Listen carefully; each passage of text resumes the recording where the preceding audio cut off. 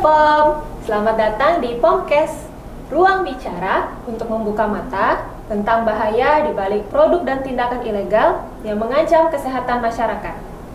Hari ini kita membawa tema awasi, aman, waspada, stop ilegal. Awasi diri, awasi pilihanmu. Bahaya nyata suntik putih. Di balik janji instan, bisa saja tersembunyi produk tanpa izin edar, bahan berbahaya, bahkan praktik ilegal oleh orang yang bukan tenaga medis. Dan hari ini, kita kedatangan seorang narasumber yang pernah menjadi korban suntik putih. Kita akan dengarkan kisahnya, bagaimana awalnya bisa tergiur, apa yang dialami, dan bagaimana akhirnya menyadari bahwa kecantikan instan bisa berujung penderitaan. Halo Mbak Riri, selamat datang di POMcast. Terima kasih kehadirannya hari ini. Sebelumnya boleh memperkenalkan diri, apa saja aktivitas dan kegiatannya sehari-hari.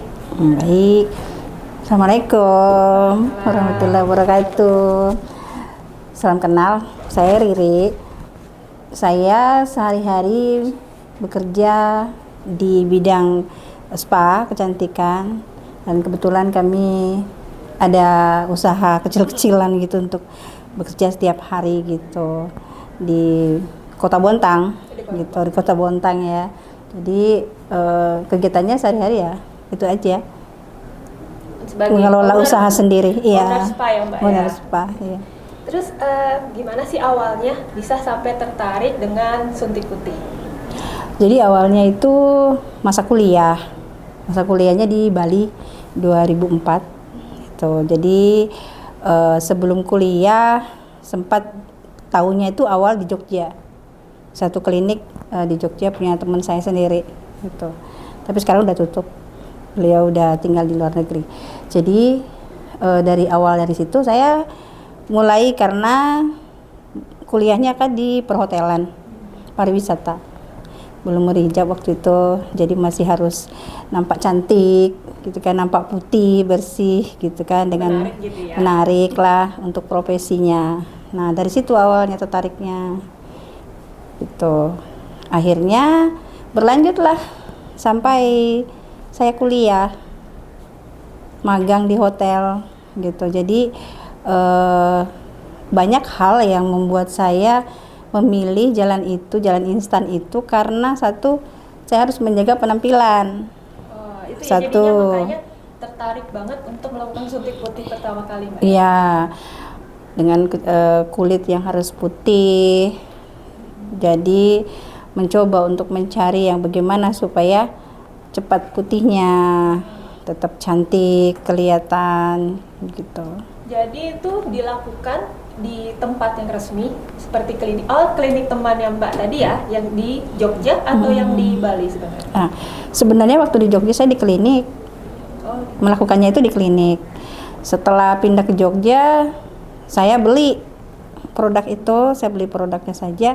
Saya suntik sendiri pakai lewat impus gitu dengan paramedis yang bisa diminta tolong untuk pasangkan jarum suntiknya gitu.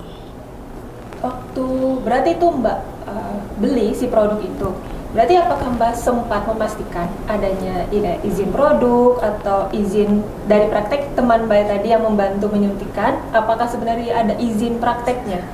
Dan apakah Mbak tahu sendiri dalam kandungan suntik putihnya itu misalnya ada vitamin C-nya kah, atau ada glutathione-nya kah, atau bagaimana? Ya, kalau di awal kan memang kalau klinik itu memang dia punya izin resmi kliniknya. Cuma yang saya tidak perhatikan itu BPOM produknya, yang saya betul-betul tidak perhatikan itu. Sampai dengan saya selesai pakai itu saya tidak pernah perhatikan apakah itu BPOM atau tidak gitu. Berarti melakukan suntik putih semenjak kuliah hingga kapan Mbak? Berapa tahun sebenarnya melakukan suntik putih? Apakah sempat terjeda waktu penggunaan suntik putih atau berlanjut terus menggunakan si suntik putih itu? Selama 2004 itu sebenarnya pernah jeda 3 bulan. Tapi kulit saya jadi kering. Akhirnya karena harus terus bekerja, jadi saya harus terus memakai gitu. Jadi akhirnya ketergantungan. Dan itu begitu. berapa lama Mbak pakai? Saya sampai dengan saya merasakan dampak buruknya itu, yang benar-benar buruk itu sekitar 10 tahun. Setelah 10 tahun. Jadi apa sih dampak yang mengena banget di Mbak Riri sampai setelah 10 tahun ini baru kayak oh nyadar nih ini semua karena ini nih. Apa sih sebenarnya yang Mbak Riri alami yang benar-benar ini harus berhenti nih suntik putih ini. Jadi dampak yang paling buruk yang benar-benar saya sudah tahu bahwa oh ini mungkin karena saya pakai itu gitu ya. Awalnya dada saya sesak gitu. Saya pikir waktu itu jantung, gitu ya, sakit. Kalau bernapas itu jantungnya sakit banget gitu. Di sebelah kiri ini gitu sakit kan dadanya. Terus saya pikir ini mungkin karena saya capek karena kerja di hotel kan malam gitu masuk angin gitu. Nah, setelah dari dokter bilang ini bukan karena flu atau bukan karena apa, tapi ini kok darahnya mengental sekali gitu, darahnya jadi mengental. Kemudian diceklah laboratorium darah itu, disitulah saya harus langsung cuci darah gitu. Iya, karena 2 malam sebelum saya divonis pengentalan darah itu, darah sempat keluar dari telinga, dari hidung, dari mulut, dari mata gitu, karena dadanya sakit, pompa jantung tidak berfungsi, ya berat, jadi keluarnya akhirnya harus cuci darah. Setelah cuci darah berlanjut harus minum obat pencair darah, pengencer darah itu sekian lama itu setiap hari gitu. Itu awal yang benar-benar saya rasakan sampai cuci darah selama setahun cuci darah. Itu berarti apakah dari dokter itu didiagnosanya ada penyakit lain, misalnya kayak seperti autoimun kah, atau memang pure jadi tiba-tiba sakit banget ini ya karena si suntik putih itu? Saya tahu ada efek untuk autoimun itu karena setelah saya cuci darah setahun itu. Nah, setelah itu saya muncullah di badan saya itu kering, kayak tompel-tompel, tapi nggak hitam putih dia. Tompel-tompel itu ternyata kering imun, dan saya sudah tidak bisa kena pakai AC dingin, nggak bisa kena kipas angin, langsung sakit gitu, nyeri tulangnya gitu. Itu jadi akhirnya periksa lagi, autoimunnya kena gitu ya. Berarti setelah tahu penyebabnya nih, yang Mbak Riri lakukan setelah itu apa ya? Saya rutin minum obat dari dokter dulu selama 4 tahun itu. Saya terus minum obat, tidak memakai kosmetik apapun, dilarang karena efek dari cuci darah itu kan rambut saya rontok habis sampai botak, terus tulang-tulang tuh ngilu, itu yang saya rasakan. Kulit berubah jadi warna ungu terong, jadi kan tadinya seluruh tubuh. Itu sayangnya saya nggak bawa itunya lagi, saya udah nggak punya karena kebakaran waktu itu. Di iPad juga saya tuh foto-foto saya itu yang itu gitu. Jadi setelah setahun saya rasakan autoimun itu memang luar biasa sih efeknya ke saya gitu. Sangat-sangat sakit saya karena tidak boleh capek lagi. Saya sampai tidak kerja lagi, stop kerja waktu itu. Jadi banyak banget kegiatan dan keseharian Mbak Riri itu yang terganggu Mbak ya? Iya, terstop betul-betul karena sakit yang dirasakan setelah efek panjangnya suntik putih itu ya? Benar banget. Itu luar biasa. Ujiannya luar biasa di situ. Terus ini setelah ini kan waktu Mbak tahu nih ya, karena ini faktornya adalah karena suntik putih. apakah Mbak Riri pernah melaporkan ke pihak berwenang sebagai korban? Kalau lapor saya belum pernah. Cuma kalau mengadu ke klinik yang ke teman saya itu pernah gitu. Dan saran mereka memang harusnya saya itu stop setelah pemakaian 6 bulan itu harus stop dulu gitu. Tapi saya tidak stop waktu itu.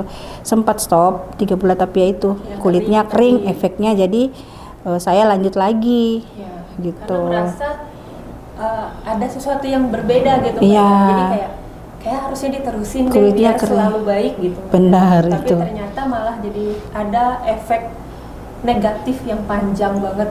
Itu Benar. apa dirasakan sampai sekarang ya Mbak? Kalau sampai sekarang itu efek yang paling berat buat saya itu sulit untuk punya keturunan. Itu yang paling berat, yang kena mental saya juga. 3 kali keguguran dan yang terakhir ini baru sekitar 4 bulan yang lalu itu kan saya keguguran lagi setelah umur kandungan saya 5 bulan. Harus dibuang lagi karena nggak kuat gitu. Karena juga perkembangan Iya, dirinya berarti Mbak ya? sudah nggak bisa lagi setelah, karena jantungnya nggak kuat karena darah saya itu gitu.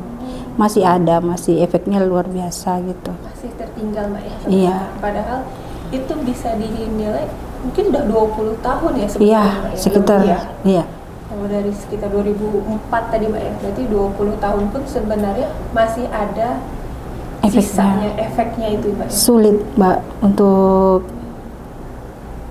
untuk sembuh itu benar-benar sembuh total tuh sulit.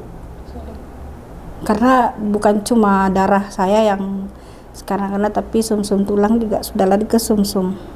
Sampai ke arah sumsum tulang Iya. pun kena Mbak ya? Karena ya itulah kesalahan yang benar-benar yang saya maaf ya, benar-benar saya tuh nggak nyangka kalau aku sampai segitu gitu, menyesal yang aku kok sakiti diriku sendiri, sekarang nggak bisa kasih keturunan ke suami saya gitu ya kan.